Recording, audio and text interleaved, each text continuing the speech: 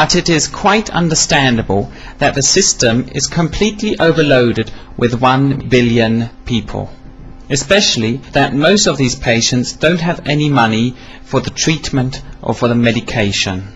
Also, there are great language, intellectual and socio-cultural barriers between the doctor and the patient. But what adds to this, depending on each region, is a more or less developed corruption, backshish and paralyzing bureaucracy. This complex situation leads to demotivated doctors and nursing staff who can't or don't want to do their work sufficiently. Further, the hospitals are extremely filthy with an absolutely inadequate technical and pharmacological equipment. So patients only go into hospital as a last resort, often in a very late phase of their illness. And this leads to further complications, difficulty in treating the patients, with less possibility of curing them, and of course consecutively to a worse renommee of any hospital. And what about building a hospital in Shantiniketan? In Shantiniketan there is even a building which was erected by an Indian doctor living in England. It was run for the needy for a couple of years. But the owner couldn't find any doctors who were willing to work for the salary he offered on a long-term basis. An Indian doctor earns roughly 20,000 rupees in a government hospital. That is the rough equivalent of €400. We have estimated that with roughly only €6,000 per month we could cover the running costs of this outpatients department. 4 doctors, nurses, laboratory and radiology staff, and the basic medications sufficient to treat roughly 200 patients per day. We have moved on into the hills. Already 5 years back I was an elective student in the Department of Gynecology and Maternity of the District Hospital in Darjeeling. During this journey I was very surprised to see that a new big hospital has been built in Darjeeling. But they had taken over all the old rotten equipment from the previous hospital. A glimpse of the labour room. The Indian State Department of Health has received a loan of the World Bank to improve the medical situation.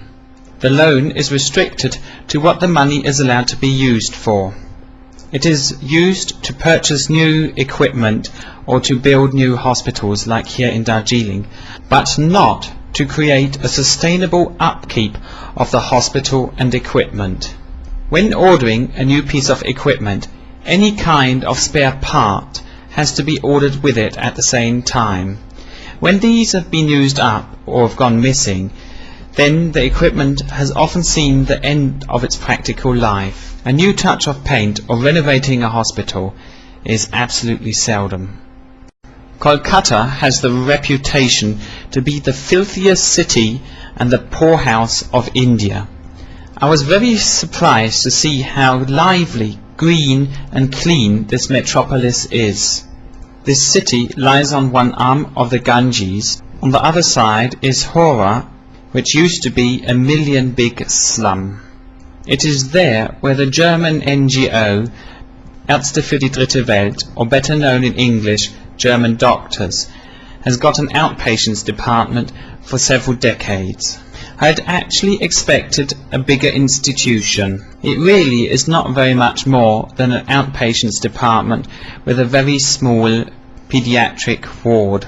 The previous slum has developed to a suburb for the upcoming middle class of Calcutta. There are many fruit rullers in the streets and goldsmiths line the main road.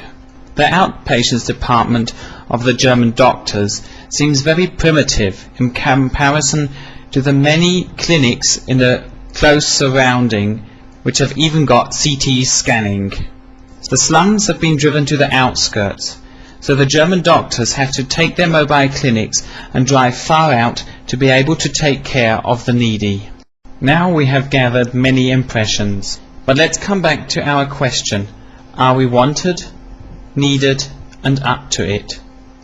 We were always welcomed with open arms, but not necessarily because we wanted to improve something.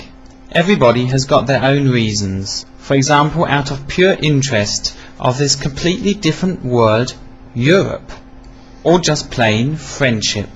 But not too seldom there also are financial interests, for example to get a job in Germany.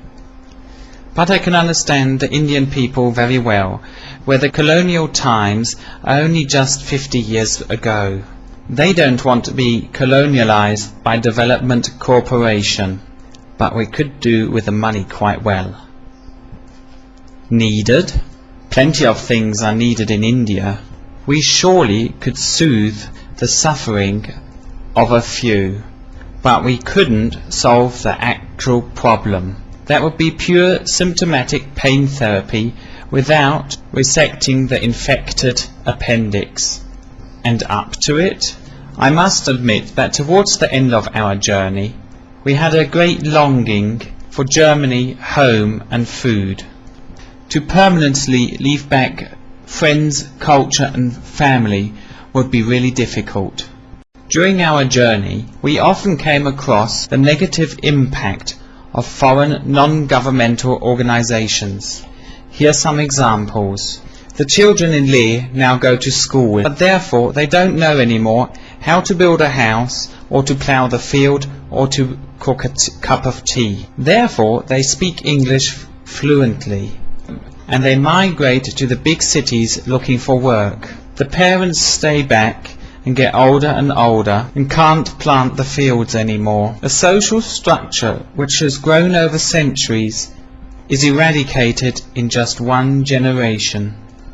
An ambitious project in the area around Varanasi or Benares to prevent children work has prevented the children from knotting carpets and has therefore made sure that they go to school. But when they are grown up, they often don't get any work because there isn't any anymore.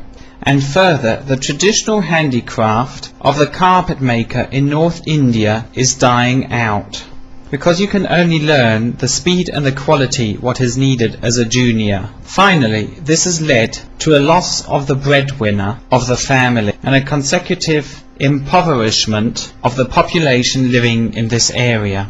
We have already mentioned the loan of the World Bank in Darjeeling. Real problems haven't been solved by this. When equipment gets broken, they often can't be repaired, but the loan is still waiting to be paid back. And German water?